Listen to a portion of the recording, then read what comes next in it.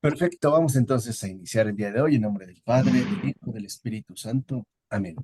Amén. Dios te salve María, llena eres de gracia, el Señor es contigo, bendita eres Bendita entre tú todas eres las entre todas las mujeres y mujeres y bendito es el bendito es el fruto de tu fruto de tu vientre vientre, Jesús. Jesús. Santa María, Madre de Madre Dios, de Dios, ruega ruega por por nosotros nosotros tus los hijos, ahora pecadores, y en la hora de ahora y en nuestra la hora de muerte. nuestra muerte. Amén. Gloria al Padre, gloria al Hijo y gloria al Espíritu Santo, Como era como en era el en un principio, es principio, ahora y ahora y siempre, siempre, por por los los siglos de los siglos de los siglos. siglos. Amén. Amén. Ave María Purísima, En sin pecado pecado concebida. concebida. En nombre del Padre, del Hijo, del Del Espíritu Padre, y del Santo. Hijo y del Amén. Espíritu Santo. Bien, entonces no olvidemos que el esquema fundamental que nos presenta San Clemente de Alejandría es un esquema, por así decirlo, triple, porque él insiste en que Dios mismo primero nos llama, nos exhorta, después de eso nos educa, es decir, nos purifica y finalmente él mismo nos instruye, es decir, nos enseña. Este es como el recorrido que detecta San Clemente de Alejandría al momento de intentar profundizar en la vida cristiana. Y no olvidemos que es un autor que está escribiendo más o menos en los años 150 después de Cristo. Es decir, cuando las cosas todavía tienen que desarrollarse, tienen que asentarse, tienen que comprenderse, ¿no? De ahí pues va a emanar en gran medida la obra tan fecunda, incluso pues tan potente de los padres de la iglesia. Clara, bienvenida. Gracias, profesor. Buenas noches. Buenas Adelante. noches para todos. Buenas noches, siempre bienvenida. Entonces les Gracias, muy decía, amable. esto es como muy importante de tener en cuenta porque hay algo que quizá hemos olvidado y es el hecho de que Cristo mismo es siempre una realidad, ¿no? No agotada. Es decir, nunca podemos dar por hecho que ya conocemos a Cristo o que ya agotamos el misterio mismo de Dios, no solo en sí mismo, sino en cuanto a la obra que ha realizado. Por eso siempre es bueno volver a los padres de la iglesia, porque uno encuentra una especie como de frescura, ¿no? Una especie como ah, de sencillez en la comprensión y obviamente de potencia en la profundización, cosa que quizá nosotros ya no compartimos. Uno, porque no es lo mismo 150 años después que 2000 años después, y como que nosotros nos hemos hiperintelectualizado, ¿no? Como que todo lo intentamos reducir a un planteamiento teóricamente elaborado. Pero no olvidemos que al final ¿no? Se trata de una vivencia porque estamos vinculados precisamente al Dios vivo, al viviente por excelencia, es decir, al viviente con mayúscula.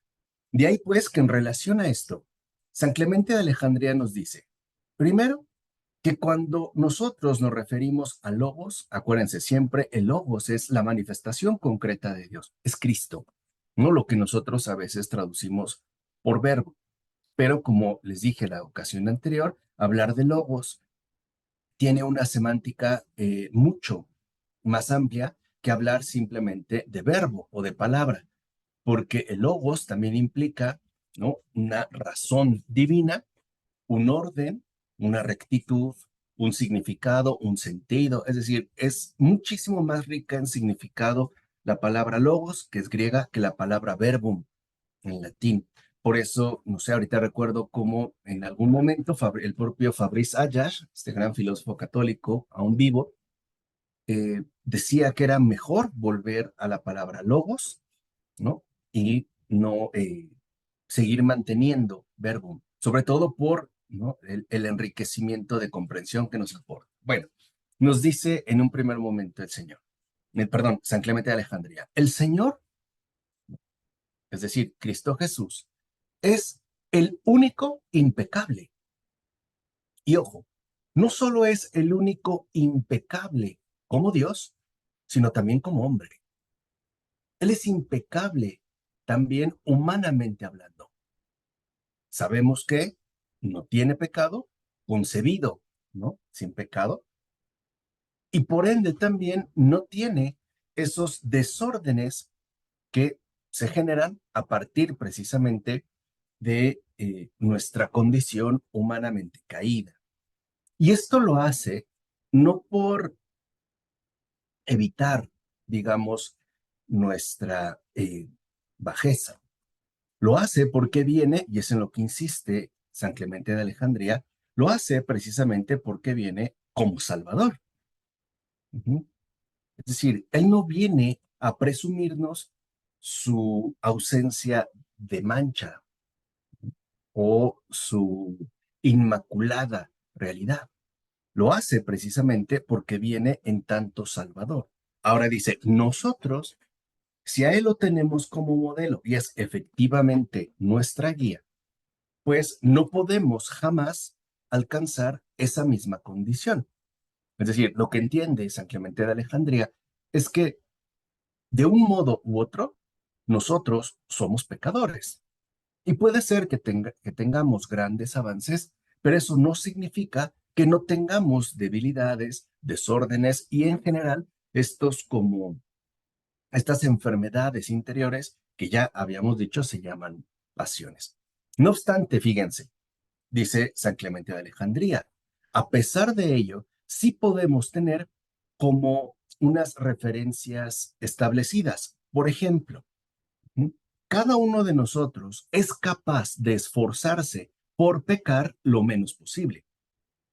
Es decir, fíjense, ya no solo es decir, como hay personas que mencionan, ¿no? Es que la carne es débil, como si eso justificara, ¿no? Su debilidad o la falta cometida. Dice San Clemente de Alejandría, no, porque nosotros, aún en nuestra condición humanamente deteriorada, sí podemos esforzarnos por pecar, ¿no? Lo menos posible. ¿Cómo se logra? Dice San Clemente de Alejandría. Pues primero, a través de alejarnos lo antes posible de todo aquello que nos conduzca a faltas en particular, ¿no? Y aquí yo me quiero detener un momentito, porque a veces pensamos que evitar el pecado es como algo que se da de manera solitaria. Por ejemplo, no quiero pecar en esto o en aquello. Pero también es verdad que olvidamos que el pecado siempre está involucrado en un contexto. ¿No? Lo que una vez, cuando fui a darles un retiro espiritual a los monjes cistercienses aquí en México, ¿no? El abad, el superior, mencionaba en términos de ritual. Es decir, cuando uno incurre en pecado, es porque también uno está involucrado en una serie de rituales. Por ejemplo, si yo tengo la mala costumbre o la debilidad de hablar mal de las personas cuando me reúno con cierto tipo de gente o con ciertos conocidos, entonces lo que tengo que hacer es evitar esas reuniones, porque el propio ritual ahí me conduce. O hay personas, por ejemplo, que en la noche me dicen, es que padezco mucho insomnio, por mencionar un ejemplo. Ok, ¿y qué haces cuando te despiertas? Bueno, pues por lo regular agarro mi celular o prendo mi compu y me pongo a ver videos de YouTube, a ver videos de música, pero resulta que termino viendo pornografía, por ejemplo. Ujú. El problema no es que termine viendo pornografía, el problema es que está todavía involucrado en el mismo ritual. ¿Cómo podría evitar esas caídas o esas recaídas? Pues si se despierta, no prender la computadora o no encender el teléfono celular. Podría leer, podría hacer ejercicio, podría ponerse a rezar, es decir, cambiar de entrada el contexto. Y eso es también lo que de parte nuestra a veces requiere un cierto esfuerzo, ¿no? Entonces dice San Clemente de Alejandría, que aunque nosotros no somos impecables, como sí lo es Cristo, sí podemos esforzarnos por pecar lo menos posible. Esto sería lo básico, dice San Clemente de Alejandría. Después, además de esforzarme por pecar lo menos posible, también debo evitar la recaída constante en mis malos hábitos. Entonces, una cosa es evitar caer en pecado y otra cosa es volverme a situar en las recaídas constantes que se presentan, ¿no? en mi propia vida. Porque uno puede incurrir en pecado, pero a veces nosotros también tenemos como ciertas recaídas, como dice San Clemente de Alejandría, en malos hábitos. Es decir, en hábitos inadecuados que hemos ido adquiriendo quizá a lo largo de nuestra existencia. Entonces, en eso también lo debemos evitar. Por supuesto, dice San Clemente, lo mejor es no cometer ninguna falta, ¿no? En absoluto. Pero esto es exclusivo de Dios.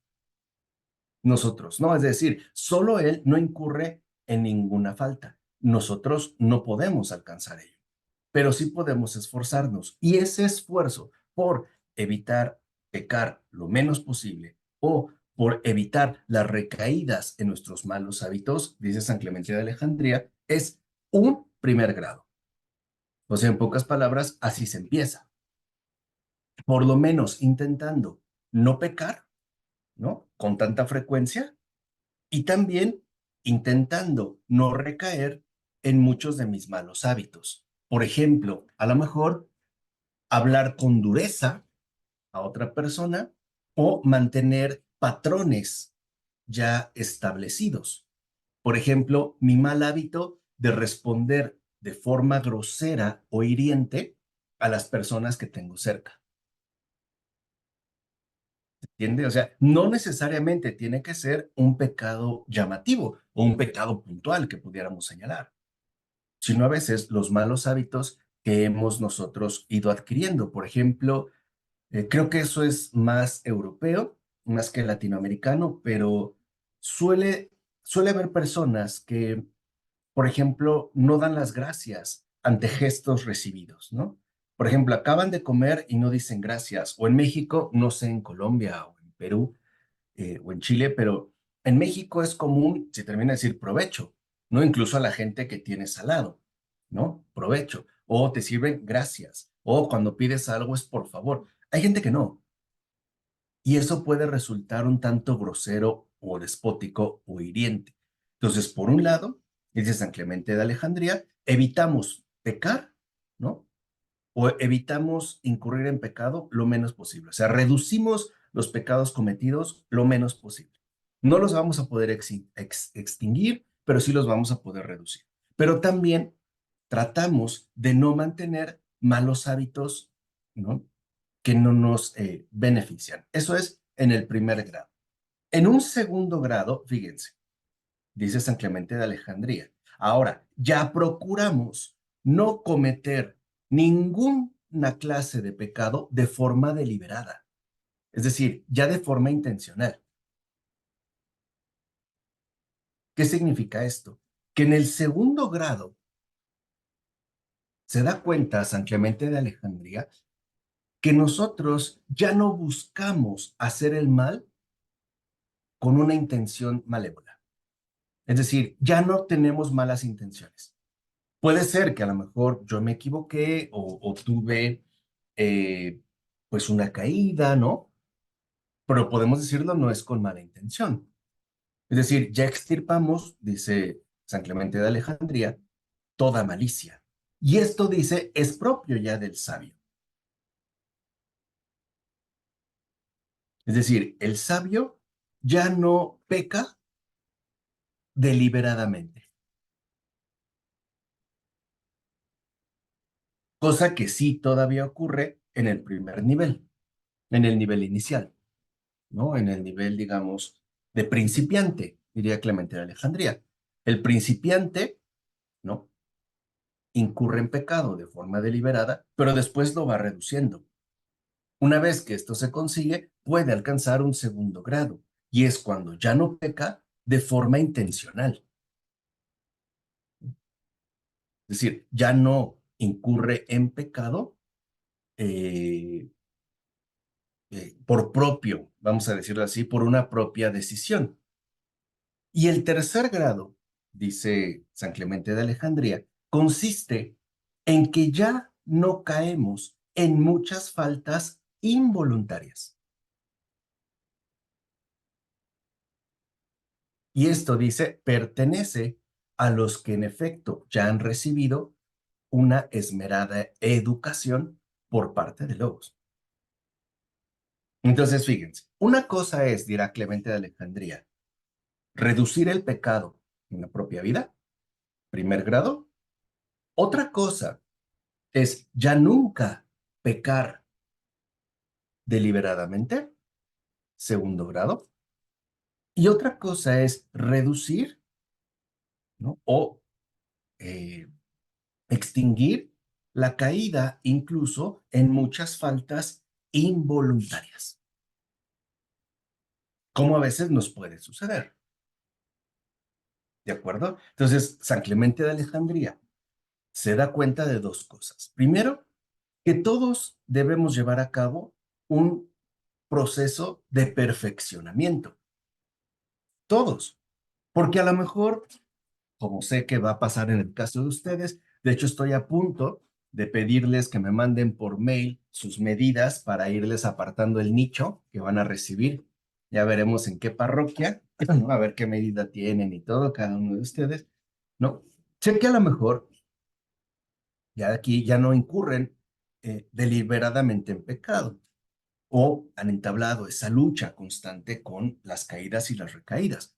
Pero sí puede ser, por ejemplo, que nosotros, debido a malos hábitos, incurramos en faltas involuntarias. Esto sí puede suceder. Y entonces dice San Clemente de Alejandría, eso es también, ¿no? El evitar caer en faltas ya involuntarias, o por lo menos en muchas faltas involuntarias, eso ya es el fruto o uno de los frutos principales de la adecuada educación que nos brinda Dios mismo, ¿no? En este caso, que nos brinda el Logos. Ahora, esto, vuelvo a insistir, es un proceso que no involucra como periodos definidos de tiempo. O sea, no es de que en un año logro esto, ¿no? En 2 años logro esto. No es así, o sea, es un proceso constante donde a veces podemos avanzar, a veces podemos experimentar ciertos retrocesos, pero lo fundamental es que nos proponemos ya o tenemos como algo definitivo no renunciar al camino que hemos emprendido. Por eso, si cualquiera de nosotros incurre en pecado, aunque sea deliberadamente, pues en cuanto le sea posible, va, se confiesa y sigue adelante. Y eso es parte de nuestro avance, es decir, eso también forma parte de la educación que Dios mismo nos comparte, ¿no? Incluso dice San Clemente de Alejandría, también cada uno de nosotros debe poner atención no solo a los pecados cometidos, sino que primero debe atender los malos hábitos arraigados, o sea, lo que nosotros llamamos costumbres. Porque muchas de nuestras costumbres justo nos sirven como antecedente para incurrir en pecado, o bien para perpetuar un montón de faltas involuntarias. Por eso, si se fijan, ¿no? A los niños, a las niñas desde pequeñitos, ¿no? Todo el tiempo se les está insistiendo como en una rectitud de comportamiento, ¿no? No, no hagas esto, despídete, saluda. No es que queramos niños impecables, es que ciertamente no queremos que los malos hábitos, pues, se apoderen de ellos, ¿no? Ujú. Incluso dice San Clemente de Alejandría. Ahora, pensemos, supongamos que no sería nada extraordinario, que alguno de nosotros incurre en pecado, incluso en un pecado, pues, fuerte. Ok, dice Clemente de Alejandría, perfecto. Entonces, que que ha incurrido en algún pecado, ¿no? Busque salir de él el menor tiempo posible, es decir, que se confiese, ¿no? Lo más pronto que pueda. ¿Por qué? Él mismo nos explica. Porque es muy provechoso que los que han sido llamados al arrepentimiento recomiencen su lucha constantemente. Y esto también tiene una razón. Porque en la medida en la que nosotros avanzamos por este camino de crecimiento que nos ofrece Cristo, sí es posible incurrir en una especie de vanidad excesiva. Por ejemplo, alguien que dijera, pues yo la verdad tengo mucho tiempo, ya ni me acuerdo cuándo fue mi último pecado mortal, ¿no? O yo prácticamente, pues ya no incurro en faltas, por lo menos no me doy cuenta. Y eso nos puede, poco a poco, ir arrastrando hacia el peor de los males en términos interiores, que es el orgullo espiritual. ¿No? Entonces, entendamos, si nosotros incurrimos en algún pecado, o bien tenemos una caída e incluso una recaída, no nos asustemos, no dramaticemos eso. Aceptémoslo con humildad y digamos, ok, perfecto, es momento de volver a empezar. El seguir a Cristo es algo que se renueva constantemente. Y a veces el mismo Señor nos permite caer. ¿Para qué? Para que renovemos profundamente ese empezar de nuevo, que de hecho caracteriza la vida del cristiano. Entonces creo que algo muy sano. Ay, perdón, Olivia, bienvenida, muy buenas noches. Gracias. Buenas noches, Olivia. Algo que es muy bueno y muy sano en términos espirituales es lo siguiente: no tengamos como guía la perfección, sino la perseverancia, el avanzar permanentemente. Y aquí sí nos apegamos a Newman. Acuérdense esa gran frase que creo que a Edgardo le gustó mucho, ¿no? De, ¿no? Ser perfecto, ¿no? Significa haber cambiado mucho en esta vida, ¿no? Y esa es la línea, y creo que esta es una muy buena línea para nosotros, es decir, porque a veces si nosotros como que nos limitamos a una perfección ya establecida, nos podemos ver como frustrados e incluso desanimados. Y creo que no es lo que el Señor nos pide, es decir, no nos pide un molde en el que debamos encajar como gelatinas, ¿no? Como masa, ¿no? No, nos invita a un avance que es muchísimo más libre de lo que podríamos llegar a suponer. Entonces, si tenemos una recaída, adelante. Es lo que pasó en la pandemia, ¿no? Y me encantó del Papa Francisco. Dice, yo sé que ahorita muchos de ustedes quizá han incurrido en un pecado y no hay quien los confiese, no hay posibilidades de hacerlo en línea o por teléfono, por cuestiones importantes, pero tampoco se preocupen. Dígale, Padre, he pecado en esto, esto y esto. Tú lo sabes, por favor, perdóname. Y en cuanto me sea posible, me confieso y listo. Seguimos. Lo mismo pasa con nosotros. Pero sí es muy importante que nosotros reconozcamos, y esa va a ser una de sus tareas para la siguiente semana, que si analicemos un poquito en nuestros propios malos hábitos. Por ejemplo, a lo mejor alguien puede decir, pues yo tengo el mal hábito de contestar fuerte o de responder secamente, ¿no? O tengo el mal hábito de mirar con cierto desprecio a los demás o de considerar a los otros como tontos. O tengo el mal hábito de criticar a la gente en mi interior. No lo digo, pero sí lo pienso. O tengo el mal hábito de escuchar conversaciones que no me corresponden. O tengo el mal hábito de no ayudar a la gente que me lo pide. O sea, estamos hablando de hábitos, ¿no? De hábitos adquiridos. O tengo el mal hábito de no poner atención a lo que los demás me dicen. Más aún tratándose de mi esposo, de mi esposa, de mi hijo, de mi prima o de quien sea. Tengo el mal hábito de no ser compasivo. O sea, estamos hablando de costumbres arraigadas.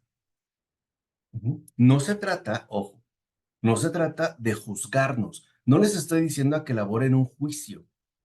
Lo único que queremos hacer es un humilde ejercicio de reconocimiento. Nada más.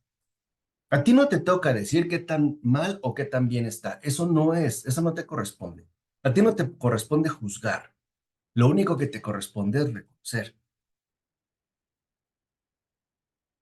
¿Se entiende? Por ejemplo, si quieren lo podemos hacer ahorita en vivo. Yo tengo una muy mala costumbre y es tender al desánimo bien fácil. No es un pecado, ¿eh? Pero es muy fácil que me invada el desánimo o que me inunde el desaliento. Es un mal hábito. No es pecado, pero si esto no se corrige, si esto no se trabaja, entonces sí, va a dar pie a otras cosas. ¿A alguien de aquí le gustaría exponer un mal hábito que tiene? Uno, no un pecado o una recaída. A ver, hermanas. Yo sí, a veces me he puesto el propósito de cuando me llaman la atención, no responder, pero a veces sí digo, ay, yo, ¿cómo, cuándo, cómo crees? O es la otra o así, ¿no? Pero no me dejo corregir a veces y ese es mi peor defecto, que digo, me voy a quedar callada porque lo que me van a decir, pues es bien para mí, pero como que mi interior respinga y dice, no lo aceptes. No sé Claro, cómo. sí, está bien. Pero si lo ven, no es pecado, pero sí es un desorden. Es decir, es un mal hábito. ¿Tú, Elizabeth, quisieras decir algo? ¿Que ya encendiste el micrófono? Sí, profesor, el Señor sabe que estoy esforzándome muchísimo por no fijarme tanto en los errores de los demás. Eh, le digo a él que me ayude a ver las cualidades y las partes bonitas de esa persona. Y sí, he cambiado un poquito, pero caigo repetitivamente y yo misma me digo, yo misma me regaño, yo misma me llamo la atención. Ha sido muy difícil para mí. Veo las cosas bonitas de las personas, les veo sus cualidades, pero como que esa parte negativa mía sobresale. Eh, Se dice que los errores de los demás están en uno. Esa parte no la entiendo, es decir, no, a veces no tolero como una persona llega tarde. Si yo soy puntual, eso me ha costado mucho trabajo, entre muchas malas costumbres que tengo. Esa es la más fuerte. Ok, a ti te voy a dar una exhortación y un consejo. Una exhortación. Te exhorto a que dejes de estarte regañando y dejes de ser tan dura contigo misma. No vuelvas, Elizabeth, a decir soy grosera, soy esto. No lo hagas. No, no soy mala persona, qué dura soy. No lo hagas. Aprende, y eso te va a costar, a tratarte con suavidad y delicadeza. Y la mejor manera de hacerlo es no te autocalifiques, cero autocalificaciones. Ni buenas ni malas, mucho menos malas. Y el consejo, cuando vuelva a aparecer ese mal hábito de ver un defecto o las cosas malas en las personas, inmediatamente neutralízala con dos cualidades positivas. Por ejemplo, pensemos que tenemos una reunión y Olivia llegó tarde. Entonces tú dices, ay, qué bárbara, Olivia, como siempre, tan impuntual. Pero a continuación, di, pero Olivia es muy buena madre y aparte cocina excelente, que no lo dudo. ¿Se entiende? Sí, señor. Nada más. De inmediato, no lo niegues, o sea, porque si, no se trata de negar, se trata de neutralizar. Ok, Olivia es impuntual, pero es gran cocinera y es gran madre. Y cero autocalificaciones. No te autocastigues y no seas dura contigo misma.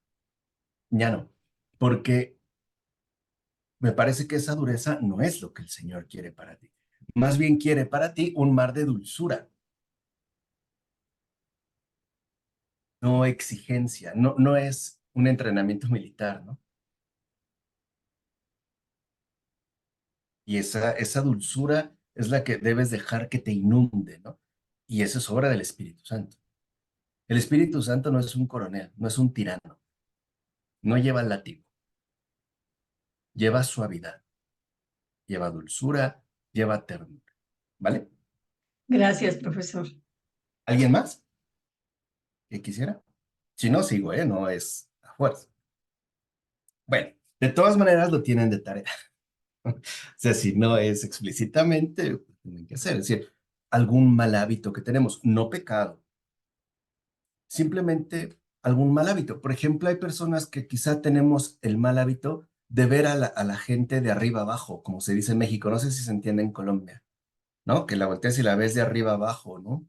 O tengo el mal hábito de hacerle caras a las personas. No sé, no es pecado, no es pecado, pero no ayuda en lo que el Señor quiere ofrecernos. Entonces, fíjense, nosotros no solo reducimos los pecados, corregimos las costumbres. Y eso es parte también de nuestra vida diaria. Y nunca, por favor, nunca esperemos resultados inmediatos, porque así no son las cosas. Es como yo, luego ya les voy a enseñar, que les digo que me encanta, ¿no? Digo yo, jugar con los arbolitos y el bonsái. Y tristemente, y más bien avergonzadamente, de decir que he secado como 10. Delicado, he ido aprendiendo, pero ya voy avanzando. Es decir, uno avanza. No esperemos los resultados inmediatos. Ujú. Simple y sencillamente, trabajemos con perseverancia y sencillez. Si no lo logré hoy, mañana sí. Hoy no, mañana sí. Punto. Así de fácil. Hoy no logré mejorar este mal hábito o corregirlo. Ok, hoy no pude. Mañana lo intento otra vez. Nada más. Sin, eh, sin fricción. Porque es cierto, estamos llamados a crecer, pero no de los cabellos. Así no se crece. Es como una planta. Si yo la jalo, no la voy a hacer crecer, la voy a matar. La voy a arrancar. Lo mismo pasa con nosotros. ¿Ok? Dime, Elisa. Profesor, yo quería preguntarle con respecto a la referencia que usted nos acaba de explicar del primer grado en cuanto a esforzarnos por no pecar en lo posible. ¿Cuál es la mejor actitud de uno cuando está uno en un grupo familiar y de pronto salen esos chistes de doble sentido, que todo el mundo se ríe y todo el mundo aplaude y de pronto hay una persona, yo me quedé seria y entonces vienen las burlas porque se quedó seria, porque claro, como es que ella es rezandera o cómo debe uno afrontar una situación de esas? Ok, Es de la familia. con humor. Es decir, humor no significa que yo también me río, sino que me río por lo ridículo que están haciendo. Es decir, mira, ¿ves cómo te sonríes? ¿Ves cómo se quita el peso, Elizabeth? Un día voy a hablar contigo solita, vas a ver. Ujú. Ya te la ganaste, Elizabeth, ya te la ganaste, ya vi por dónde va la cosa. Pero también después vamos a tener ¿cómo le llaman ahí en el convento madre? No, no es oratorio, ¿cómo le llaman? El, como la fraternidad, bueno, que donde nos decimos lo que Exacto. estamos haciendo mal.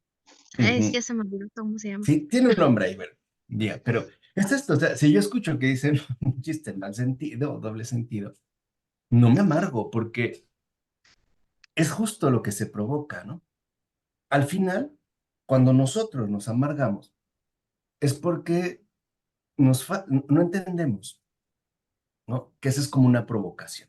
Y por supuesto, mi seriedad me coloca como eje de ataque, porque eso es lo que se busca. Entonces, uy, no, cuidado, sus oídos, es la santita, la rezandera, aquí le dicen la mocha, ¿no? Ay, sí, muy mucho, ay, la monjita o la madrecita, sus oídos castos, la inmaculada. Entonces le sueltan las burlas y eso nos amarga doblemente. No, si hacen a alguien un chiste en doble sentido, pues uno dice, pues qué falta de ingenio, ¿no? O sea, no es malo, Elizabeth, es ridículo. Y lo ridículo da risa. Y entonces no dejas que tu corazón se amargue, porque uno no va a luchar eh, contra los demás, ¿no? Uno simplemente no se va a envenenar con lo que ellos pretenden, particularmente cuando estás tú. Y por otro lado, el hecho de que se dirijan a ti de esta forma, cuando hacen un chiste, te volteen a ver porque ya saben que te van a perjudicar, significa que entienden que para ti Cristo va en serio y por ende buscarán la manera de molestarte. Bueno, no les des el gusto. Es decir, habiendo tantas cosas que decir con más ingenio para caer, decimos en México, en estas babosadas, pues mejor me río, pero no con desprecio, simplemente por lo ridículo que es la situación, ¿no? ¿Se Maestro, entiende? ¿Qué pasó, hermano? es como cuando dicen que a veces es bueno hasta reírse uno de sus propias equivocaciones, pero cuando uno Claro, lo está pasando, no, pero después te acuerdas, ay, es que me pasó esto y te ríes tú y haces reír a los demás de tus cosas raras que te pasan, ¿no? Que te equivocaste. Pero pues también para eso es todo un proceso de aceptar que te equivocas y que así como los demás se equivocan, no pasa nada, porque pues todos lo hacemos. esto no pasa nada y es como esa ligereza, ¿no? Que nos da el buen espíritu. Es decir, si yo, por ejemplo, voy caminando en la calle y me caigo, hay personas que lo que más les pesa es la vergüenza, ¿no?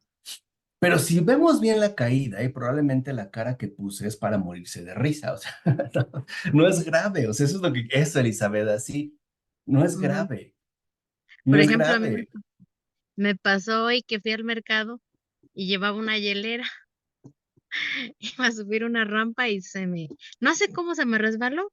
Yo seguí caminando y la hielera se quedó atrás, ¿no? Y iba la hermana Dorey conmigo. Y pues yo lo que hice fue reírme, no me enojé ni nada. Porque pues aparte de que había mucha gente, dije, bueno, pues yo no sentí ni a qué hora se me cayó, ¿no? Pues me causó mucha risa. Después se lo platicaba a las hermanas y eso provocaba más risa, pero en mi interior no había coraje, sino que yo dije, yo la solté, se cayó y se tiró todo lo que traía. exacto, ¿no? Y lo vemos con esa ligereza que otra vez no dramatiza, porque si no empieza como la cuestión de la fricción, ¿no? ¿No? O sea, y si lo vemos bien a fondo, lo que les he dicho, el mundo no es malo, es ridículo, de verdad, es ridículo, no es malo, o sea, ¿no? Como esta mujer que se autopercibe como gaviota, ¿no? Lo que les había dicho la vez pasada. Y uno dice, ay, no, qué bárbara, cómo llega. Pero se están enojando, ¿no? Y esta mujer ni al caso.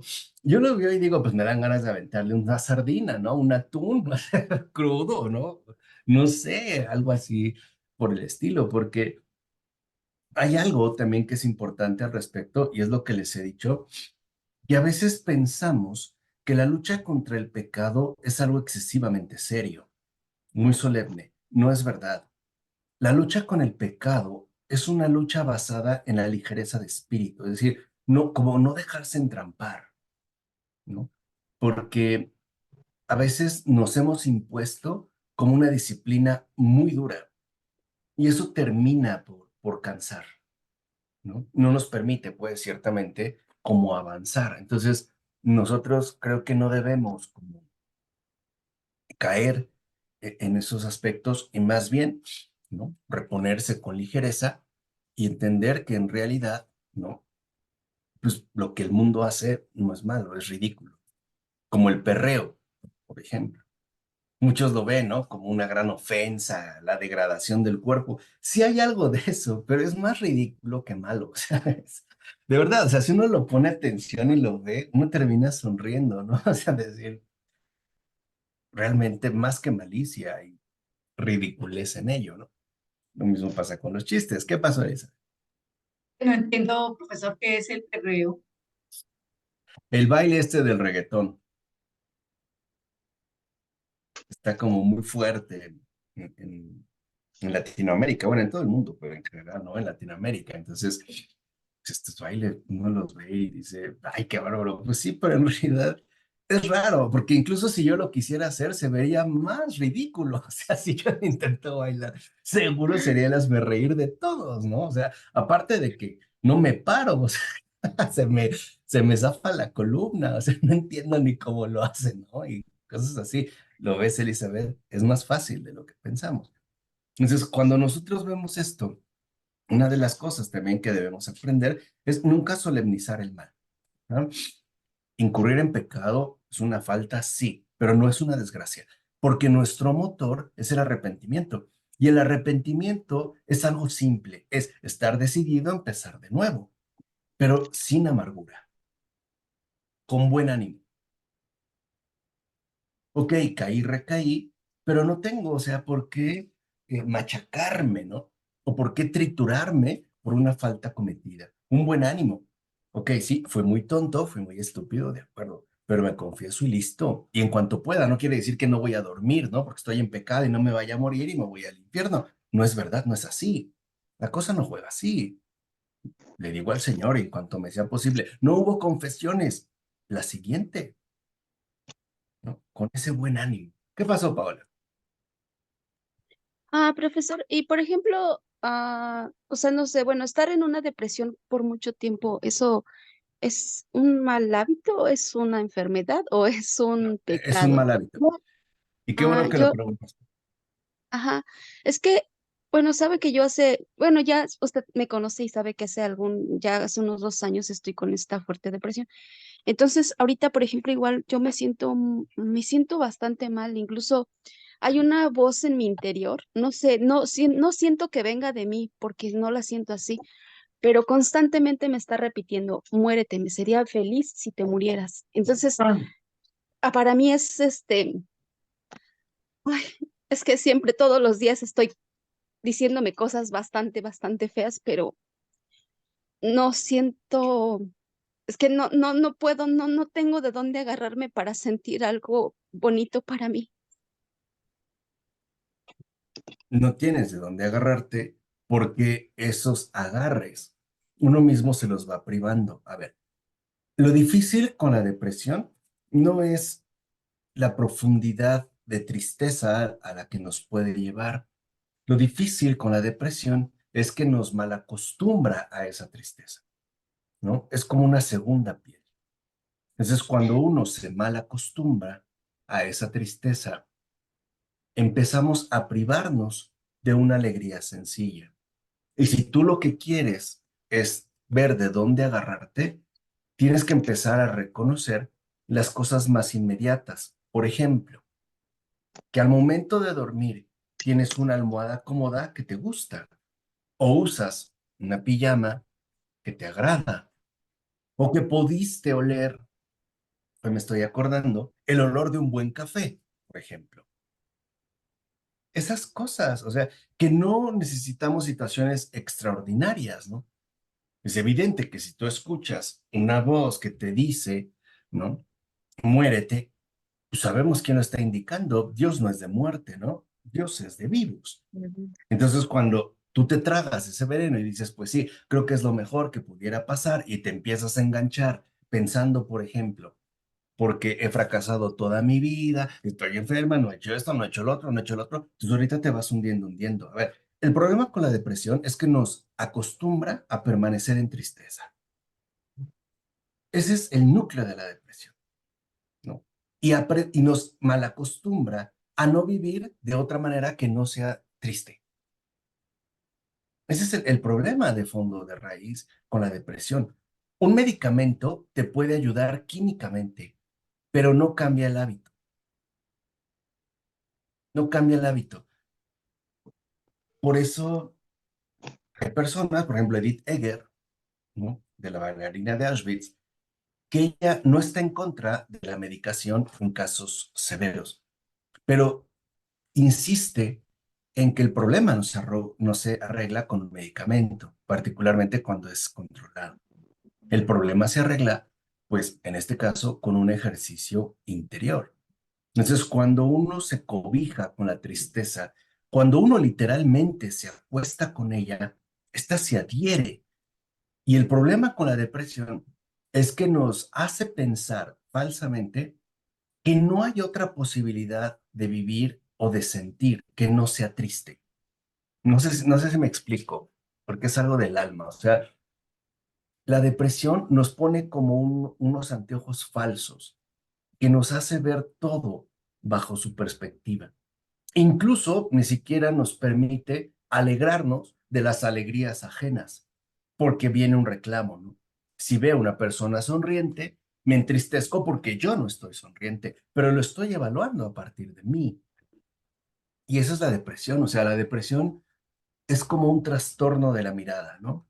Nos muestra todo gris, nos presenta todo insípido y nos acostumbramos a comer eso, ¿no? Es como, es como una persona que en lugar de comer la fruta, comiera la cáscara. Y cuando le dan la fruta, no se siente cómoda. Entonces, lo primero que tenemos que hacer es, por ejemplo, ¿no? Dices, llevo 2 años, por ejemplo, con esta depresión. Imagínate lo que es llevar 2 años de ese mal hábito, porque la depresión te somete a pensar de una manera, a sentir de un modo, ¿no? A hablar de una forma, y entonces eso como que nos va eh, desordenando, pues poco a poco. ¿Cómo se combate? Pues uno, ya, renunciando a ello, es decir, renunciando a mi tristeza. Ok, yo puedo decir, llevo 2 años con esta depresión o estoy en depresión, pero ya no la quiero. Es decir, estoy dispuesta a renunciar a ello y estoy dispuesta a entregársela al Señor. Realmente, exacto, Hilda, es una forma de esclavitud. Nos esclaviza, nos somete. Y el problema con una persona depresiva es que se adhiere tanto a ese malestar que no va a renunciar fácilmente a ello. Y por eso nos desespera, porque uno lo quiere animar, échale ganas y no funciona. Pero no es porque no funcione, es porque hemos dejado que penetre demasiado hondo, digamos, como ese yugo, ¿no? Que es ciertamente lo que te somete. Entonces, una buena manera de curar la depresión es empezar a esperar lo mejor. Ah, hay una del libro de la bailarina de Auschwitz, hay una frase que me quedó muy marcada. Bueno, dos, dos frases que me quedaron muy marcadas. Una es la culpa, la culpa que bueno, que varias personas sentían cuando otros estaban muertos y ellos seguían vivos. Eso me pasa muy frecuentemente. Y otra también es el, ay, se me fue. Es algo que había dicho usted, pero se me acaba de ir. Ay, no lo recuerdo. Bueno, ahorita si me acuerdo, se lo digo, porque se me fue por completo. Es que estoy un poco, luego a veces me cuesta un poco concentrarme, pero ahorita si me acuerdo le digo. Entonces, todo esto, ¿no? A nosotros nos ayuda a entender a veces lo que vamos experimentando y aquí está, a qué estamos dispuestos a hacer. Por ejemplo, Chesterton, lo que yo les decía, ¿no? Que es como el gran antídoto para el mundo contemporáneo. Él tenía una frase que a mí me ha ayudado mucho y es la siguiente. Decía, aquí, o sea, refiriéndose al corazón propio. Chesterton decía, aquí aborrecemos la tristeza y la melancolía. La aborrecemos. Ya me acordé de cuando uno, de varias personas que les pasaba o sea, bueno, las personas que estaban ahí en los campos de concentración, que cuando llegaba su liberación sentían mucho miedo y no querían ser liberados. Eso me pasa Justo por ello. y no sé cómo hacer. Bueno, Edith Egger te dio la respuesta. No solo importan las cárceles exteriores, sino las cárceles interiores que uno tiene. Al final, la mayor lucha que tienes es contigo misma. Es decir, no estoy dispuesta a que esto siga dominando en mí, sino que quiero cambiar mis patrones interiores. Es lo que dice Edith Egger. Nosotros podemos pasar de víctimas a superviviente y decir, yo no quiero que esto domine en mí. Y entonces te apoyas en Chesterton. Aquí aborrecemos la melancolía y la tristeza. ¿Por qué? Porque no vienen del buen espíritu, no son de Dios. Entonces, cuando yo de repente siento, ¿no? Que la tristeza a mí en lo personal me acaricia y como ha sabido seducirme y yo he sucumbido a sus encantos muchas veces, me acuerdo de Chesterton. No, aquí aborrecemos la melancolía y la tristeza se aleja porque ya no es bienvenida, ya no es bien recibida. Vuelve a insistir y yo vuelvo a responder. Por eso Edith Egger habla de la responsabilidad. Responsabilidad no se trata, dice Edith Egger, de una dimensión moral, de asumir las consecuencias. Es responder en mí a lo que me toca. O sea, que no soy obligado, ¿no? A permanecer quebrantado por lo que se me quiere imponer. Por ejemplo, ella, por una vida destruida, que acaba entre un montón de cadáveres y apenas levanta un dedo, donde la ven y le lleva semanas, incluso volver a caminar, aprender a comer, incluso hablar. Dice, yo no quiero eso para mí, porque tengo una libertad profunda que me ha sido concedida. Y yo puedo decidir que sí y que no. Eso es responder. Claro, dice Edith Egger, no nos gusta porque involucra un esfuerzo propio y es mucho más fácil y mucho más cómodo ser víctima, ¿no? Y acusar a los demás o a las circunstancias de la vida o a mí misma de lo que ocurre. Es romper, aquí sí es como romper los patrones establecidos, ¿no? Y eso también está involucrado con el contexto o el ritual en el que estamos. Por ejemplo, qué tipo de videos vemos, qué lecturas hacemos, qué pensamientos consentimos, por ejemplo. Ujú. Y el problema es que no respondemos, solo reaccionamos ante ello. Es como, a ver, imaginen que un día amanecimos muy bien. Me metí a bañar, me vi en el espejo y me vi como la cara más arrugada, o como digo yo, derretida, ¿no? Como una especie de flan descongelado, ¿no? Como que uno se va derritiendo, ¿no? El efecto gravedad, ¿no? Como que yo ya siento que tengo cachetes de bulldog, ¿no? Como que se cuelgan por acá. Y entonces pensamos que esa imagen, me vino un pensamiento de, oye, qué viejo estás. Me lavé los dientes, me peiné, me arreglé y después ya eran pensamientos como, fíjate qué viejo estás y cómo no has hecho nada de tu vida. No has cumplido tus sueños. Ujú. Eres un inútil. Mira, ¿qué has hecho? No has ascendido en el trabajo. Ujú.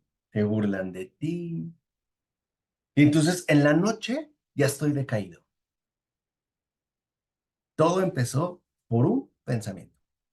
Por eso en la terapéutica de las enfermedades espirituales que yo les dije que vean y estudien, todos los padres coinciden que nuestros desórdenes emocionales empezaron por los pensamientos. Por eso dicen los padres de la iglesia, todos, que el principal combate que debemos asumir diariamente es contra los pensamientos. El problema con los pensamientos es el siguiente. Como estos se presentan con propia voz, los damos por hecho de que son míos y por eso no los niego.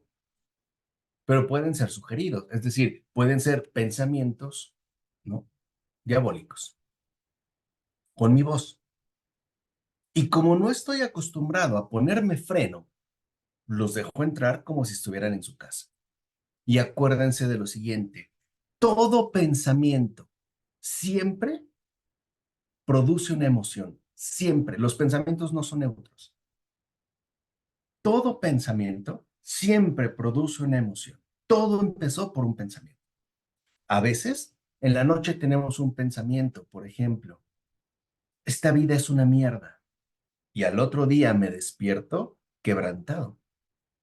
Un pensamiento. Un pensamiento siempre genera una emoción. Y una emoción genera una reacción. O sea, una actitud. Entonces, si nosotros, por ejemplo, en este caso, Paola, tuyo, queremos avanzar, lo primero que tengo que custodiar, lo primero que tengo que vigilar son mis pensamientos. Y aquí, qué bueno que se manifieste este signo por donde te está llegando. Es decir, tu tentación es una tentación claramente intelectual, entra por el pensamiento. Y eso se debe a dos razones. Primera, piensas demasiado. Y dos, te crees todo lo que piensas o aceptas todo lo que piensas. Por ejemplo, porque yo pensé que soy un estúpido, ¿lo soy? Porque yo pienso que nadie me ama, ¿es verdad? No es cierto. Entonces, lo primero es desconfiar de los propios pensamientos.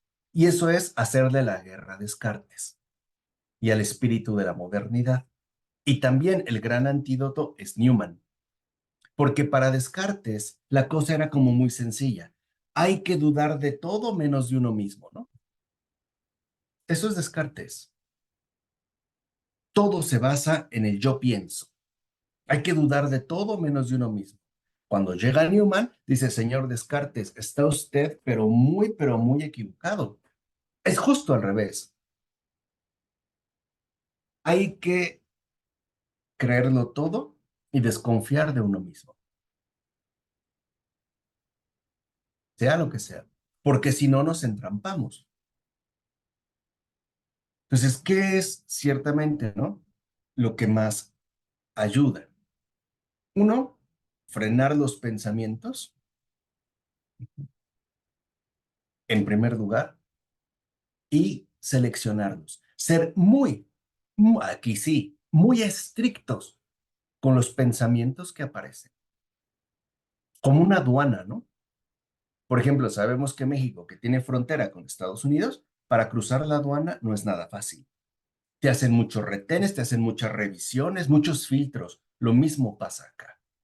Es más, si vuelve a aparecer ese pensamiento, Paola, o lo que nos comentaba Edgardo en el chat, ¿no? Si vuelve a aparecer esas voces raras que ahí se quedan, perfecto. No me los voy a tragar y los puedo frenar. ¿Cómo los freno? Muy sencillo. A ver tú, así. A ver tu pensamiento. ¿De parte de quién vienes? ¿Quién te envía? Y ustedes verán. Es decir, tengo que aprender a poner filtros. Dime, hermana. Yo he escuchado que dicen que uno se puede matar a uno mismo con sus propios pensamientos Sí, porque claro. se desvaloriza. Como tú dices, sí es cierto, una palabrita, esa te puede destruir cuando si tú te dejas, pero si en cambio ese pensamiento lo vuelves positivo, de decir, no, yo creo en mí, y a lo mejor recuerdas lo que los demás han dicho de ti, lo bueno que has escuchado de ti, yo creo que eso es una actitud buena de decir, bueno, pues no soy tan malo como yo me estoy calificando. Y es bueno lo que los demás piensen de nosotros, no uno mismo. Y aquí también Chesterton decía que la manera para neutralizar los pensamientos es deshacerlos como un conjuro, como una pompa de jabón. Es decir, no me confronto con ellos, simple y sencillamente no les hago caso. Por ejemplo, yo puedo pensar y estar convencido de que soy la persona más vil de este mundo. Perfecto. Pero Dios, ¿qué piensa de mí? ¿Se entiende? No me quedo con mi pensamiento. Yo puedo pensar que mi vida es un fracaso, que es una basura. Bueno, ¿y Dios qué piensa de mí? ¿Qué tengo que hacer? Mirar al crucificado. Por eso, Paola, yo te había dicho también en una ocasión, deja de estar viendo esto y esto, porque no lo, o sea, te satura y lo traduces en términos de pensamiento, ¿no? Cuando aquí lo importante es simplemente, por ejemplo, en este caso concreto, pues escuchar. Entonces yo puedo decir, yo pienso esto o tengo este pensamiento, pero Dios qué dirá. Incluso lo llevamos a la oración. Oye, Señor, yo pienso que soy un fracaso. ¿Tú qué dices? Y le doy En a su él la palabra, palabra. Le en doy su a él la palabra palabra. está. Exacto. Le doy su palabra. Él que piensa, él que dice, tú eres mi hijo muy amado, en ti tengo mis complacencias. Perfecto. Por eso una vez les dije, no hay que hacerse mucho caso a uno mismo. Este beato Carlo Acutis, ¿lo ubican? ¿No? Tiene Sí. poco que se llevó su celebración. Él decía, tristeza es verse uno mismo. Creo que eso te ayuda, Paola. Eso es tristeza. Depresión es no querer salir de uno mismo. Eso es depresión. Dime, Elizabeth. Eh, profesor, también yo tenía la costumbre de rumiar mucho los pensamientos, bastante. Tomé la frase, o es decir, se dice que es bueno repetir una frase, por ejemplo, una frase que le haya llamado a uno la atención de los salmos. Leyendo el libro del peregrino ruso, él repite por todo el camino, Señor Jesucristo, ten misericordia de mí. Yo aprendiéndole lo que usted nos ha enseñado, digo, Señor Jesucristo, ten misericordia de nosotros. Siempre la voy repitiendo, la repito. Cuando voy caminando, la repito. Eso me evita arrumiar mis pensamientos. Y claro, porque es darle la palabra a él, poner en cintura, en su lugar, mi propio pensar.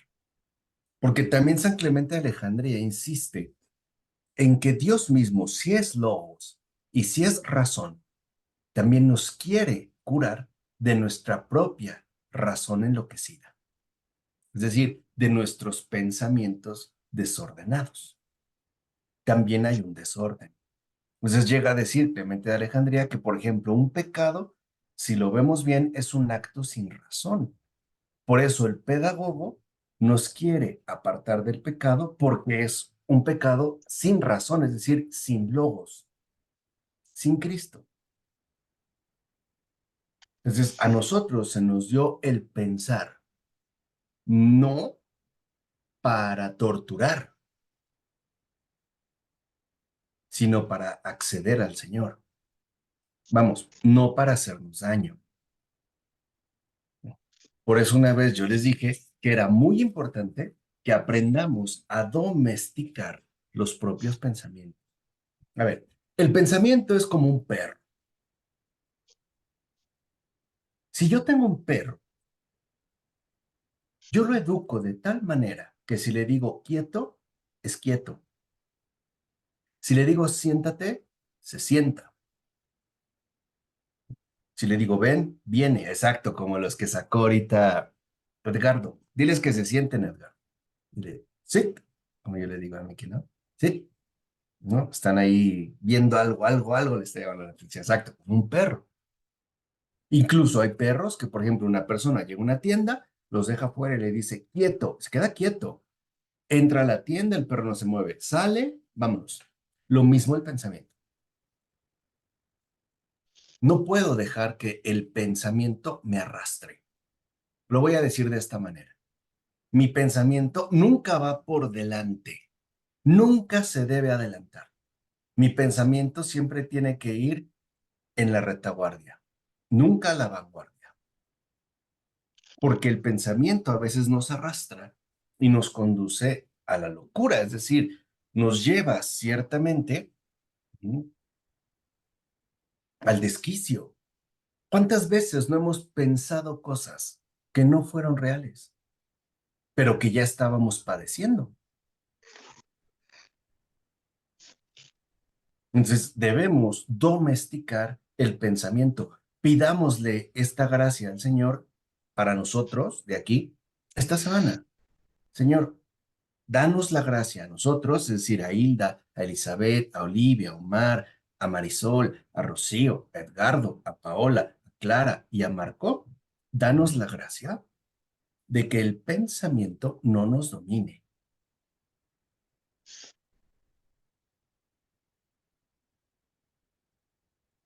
Porque el 99%, y escúchenme bien, el 99% de nuestros padecimientos interiores son por los propios pensamientos. El 99%. Por eso nos dice San Clemente de Alejandría.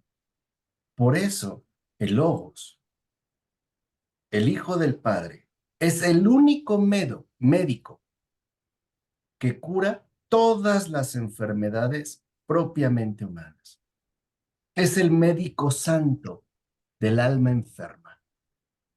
Y así le vamos a decir esta semana: Jesús, tú eres el médico santo del alma enferma. Sánanos, por favor.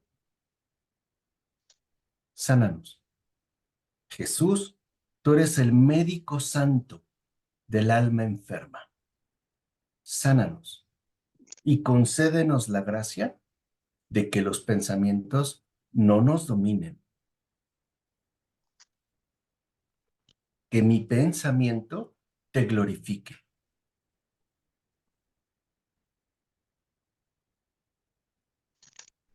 Amén. Eso es todo.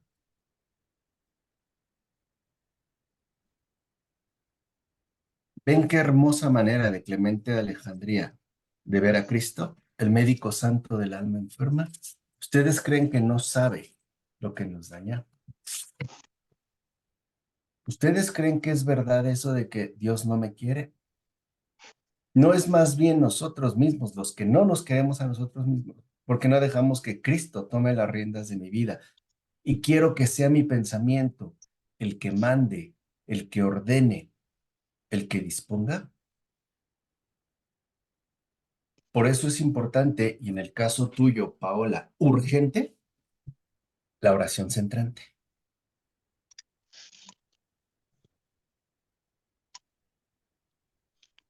Que también está en un curso del padre Thomas Keating. Se las recuerdo brevemente por si ya se les olvidó. La oración centrante justo ayuda a neutralizar los pensamientos y a entrar profundamente en el descanso divino. Es dejar de pensar para que Dios actúe. Y es 5, 10 minutos, no más al día, no más. Me siento en un lugar tranquilo, cierro mis ojos, me persino, en nombre del Padre, del Hijo, del Espíritu Santo, amén. Y voy a escoger una palabra guía, que puede ser Jesús, puede ser Padre, puede ser María, etcétera. Una palabra, cualquiera de estas tres. Jesús, Padre o María. Lo único que hago es repetir interiormente, sin prisa, esta palabra. Los pensamientos se callan. Y voy a aplicar las 4 reglas, que es lo más fundamental. Primera regla, no rechazar. Es decir, no voy a rechazar lo que aparezca interiormente. Puede ser una idea, puede ser un recuerdo, puede ser una emoción, lo que sea, una imagen. No lo voy a rechazar. Imagínense que Cristo, el médico santo del alma enferma, va a exprimir mi herida infectada. Sale pus, ¿no?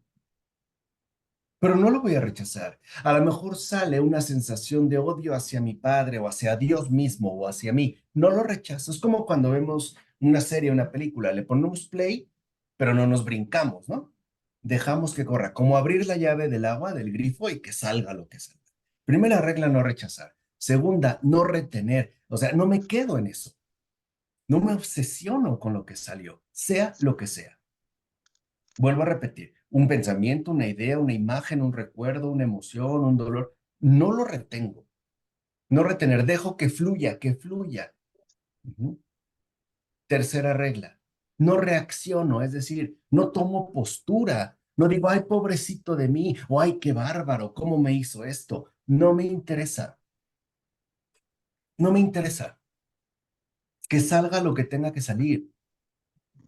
Punto, porque es dejar obrar a Dios en mi vida. La oración central es decirle a Jesús, aquí estoy. Y el Señor obra. Y la cuarta regla, retomar la palabra guía. Jesús, Padre, María. Y eso es todo. 5 o 10 minutos, por favor, no más. Y empezarán a ver los efectos.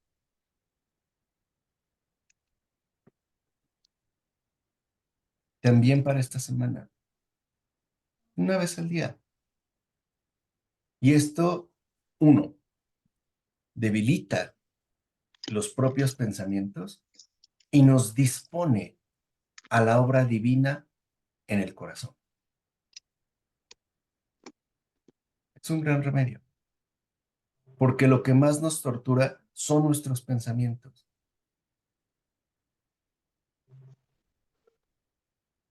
Nos pidamosle esta gracia al Señor esta semana, de que a nosotros nos conceda la gracia de que no nos dominen los pensamientos y que el médico sano del alma enferma nos cure.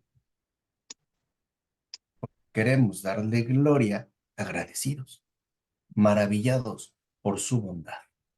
¿De acuerdo? ¿Preguntas, dudas, comentarios? Profesor, Mm, ¿por qué no más de 10 minutos la oración centrante?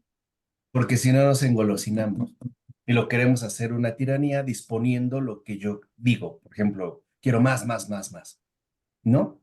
Simple y sencillamente lo que el Señor disponga. No voy yo a poner las reglas. ¿Entiende? Porque si no, después nosotros queremos tomar el control. Poco, pero bien. Si Gracias. hacen bien la oración centrante, inmediatamente experimentan sus efectos.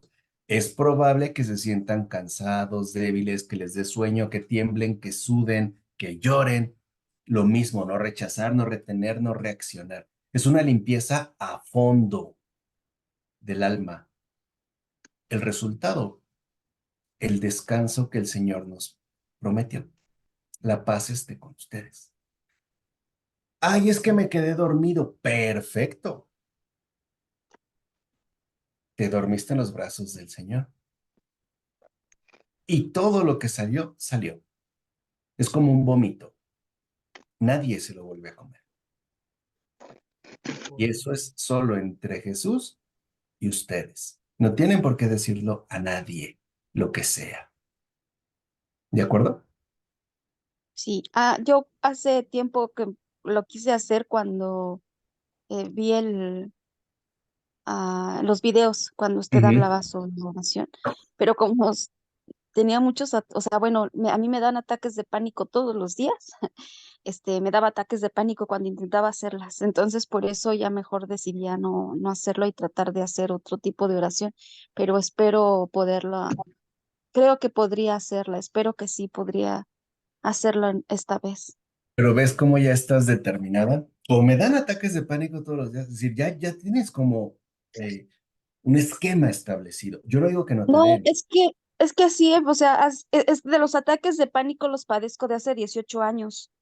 Entonces Ok. yo empecé un día, o sea, un día de repente me dio uno y ya no se me quitó, o sea, ya el cuerpo ya no me lo quitó, ya nunca me lo quitó por más, me dieron medicamento, hice medicamento medicamento, o sea, pastillas psiquiátricas, me dieron medicamento naturista, me dieron bueno, un montón de cosas, pero no se me quitó. Hasta ahora, más o menos con el problema que tengo en el estómago, que me dan, obviamente, pero no me dan tan fuerte como me daban anteriormente. Entonces se cuenta como que se cambiaron los ataques de pánico por el dolor del estómago. Entonces, pero sí, mis ataques de pánico eran generalizados y eran constantes y por cualquier cosa, por respirar, por no respirar, por cantar, por no cantar, por sentarme, por cualquier cosa. Dejemos que obre el médico santo del alma enferma. Nada más. No rechazar, no retener, no reaccionar. Y sobre todo, no diagnosticar. Porque es como un traje que nos ponemos, ¿no? Lo he padecido, sí, pero otra vez, ¿qué les dije hace rato? Cambiar y esperar lo mejor, no seguir con lo peor. Atreverse a estar bien. Si hayan sido 20 años, 30 años, 50 años. O sea, creer en Cristo. Eso es creer en Cristo. Atreverse a recibir lo suyo y ya no tener lo mío, lo que sea. Es el buen intercambio, ¿no? Lo suyo por lo mío. Yo tengo ataques de pánico. Bueno, el Señor tiene pacificación. Yo tengo tristeza. El Señor tiene alegría. Yo tengo quebranto. El Señor tiene remedio. Dios puede, siempre puede. No hay para Él nada imposible.